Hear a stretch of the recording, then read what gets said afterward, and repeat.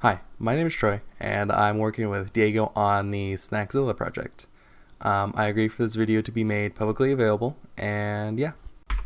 And here you can see our project, Snackzilla.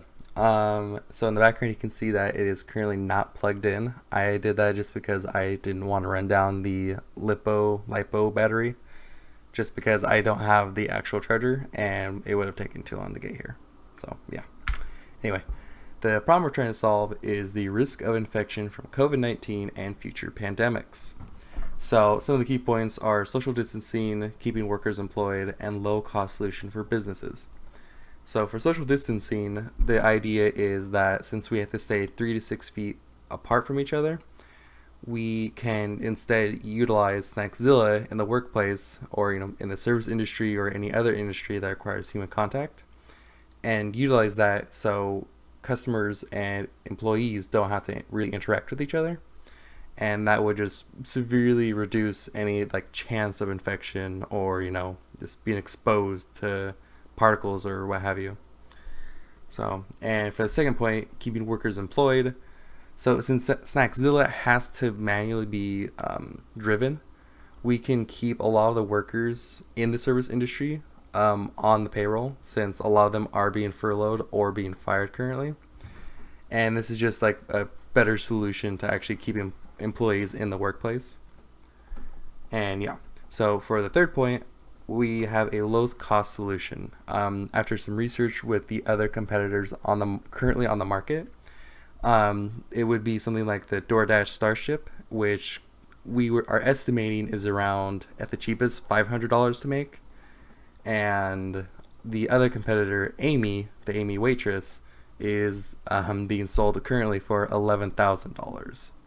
So with that in mind, ours is around 120 currently with its kind of bare bones structure, and we're estimating around 200 for improvements in the future. So that's obviously a lot cheaper than the current solutions on the market. And we are now going to go into the demonstration. I hope you enjoy the video.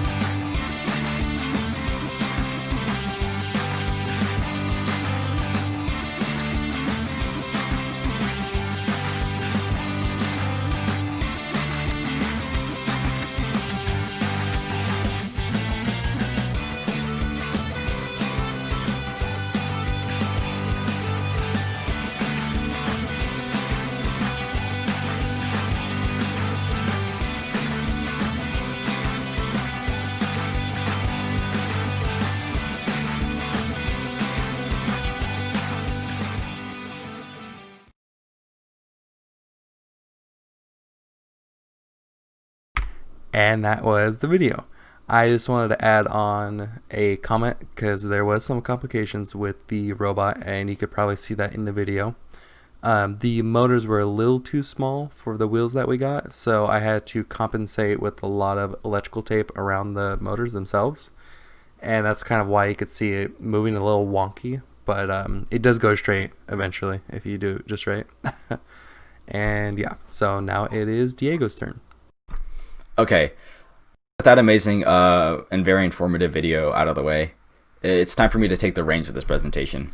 My name is Diego Marrs, and I am okay with this video being put up for public viewing. Anyway, with that out of the way, let's get on with it. Alright, so I would like to begin by walking you through the design aspects and the decisions we made while building this robot. So this portion will mostly focus on the high-level design of the robot, including a system diagram and some of the decisions we made when trying to put this thing together. So to begin, we decided to give the robot two power supplies. So the motor driver is powered by a 2200 milliamp 3.7 volt LiPo battery, and of course we have two 12 volt motors tethered to the driver itself. The Arduino, on the other hand, is powered by a different power source, which is two AA batteries. And the reason we went with this was because We were mostly afraid that there would be some consequences as a result of having the Arduino and the drivers tethered to the same power source, so we just went with 2 power sources to potentially alleviate that and avoid that altogether. Now, user input is received from the Node MCU Wi-Fi module, which you'll see on the bottom right. Now, what basically happens, a mobile device connects to that chip. It receives the data. It gets processed by the Arduino, and what the Arduino does with that information is it decides which motors to move. So it sends that information over to the motor driver, and then, from that point forward, the motor driver will decide which motors to move, whether it's the left or the right one, or simultaneously. Now I would like to talk about the physical design of the robot. So what you see on the left is the bottommost portion of the robot. So underneath it you'll find the motors and the swivel caster. So the swivel caster is there to make movement a little easier. So as you can see on the left, jumper wires are coming out of the motors themselves and are being fed through this little hole on the bottom, which goes to the circuitry. And you can see most of the circuitry on your right. But before I go on to that, I want to talk about the wheels. So traditionally you'll have like a something to mount the shaft of the motors to the wheels themselves, but because of time constraints we couldn't find the best one, so we just went with wrapping a plethora of electrical tape onto the shaft, and then eventually getting to the point where the wheel will be able to fit, since there is a thick enough layer of electrical tape to actually support the wheels.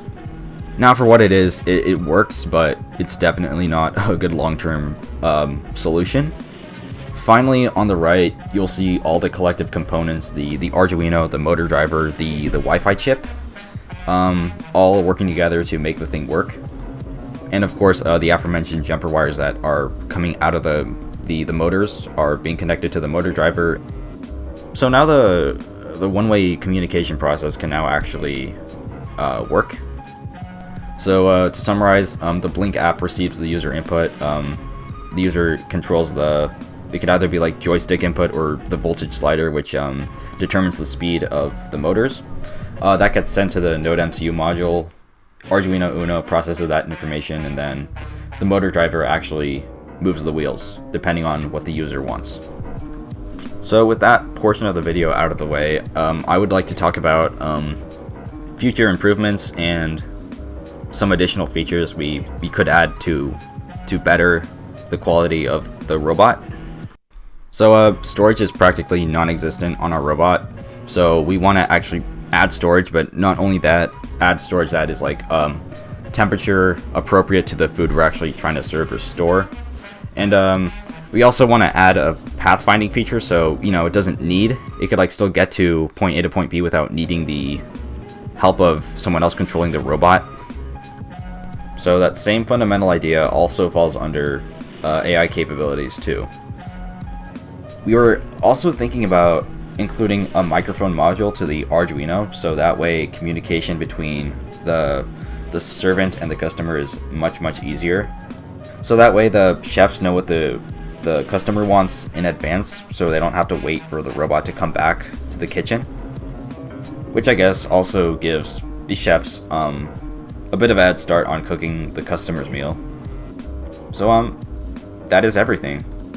So for the both of us, this has been a very interesting experience.